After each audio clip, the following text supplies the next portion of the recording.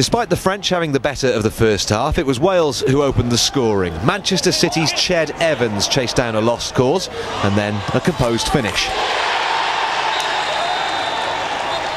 But the best of the action was saved for the final 20 minutes. Mike Williams giving the French a way back into the match, pulling back Gouffran in the box.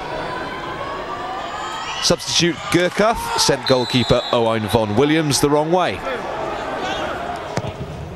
4 minutes later and the French were ahead as substitute Payet fired this one home.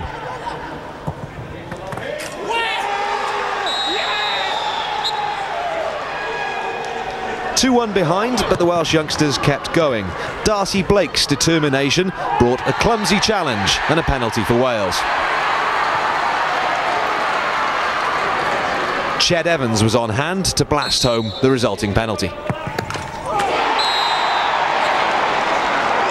3 minutes later and Joe Jacobson's free kick was spilled by the French goalkeeper and substitute Mark Bradley scored from the rebound.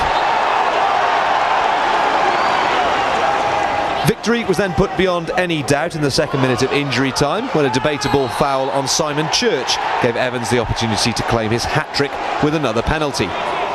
The victory takes Brian Flynn's side to within a point of group pace setters France and Romania with the game in hand.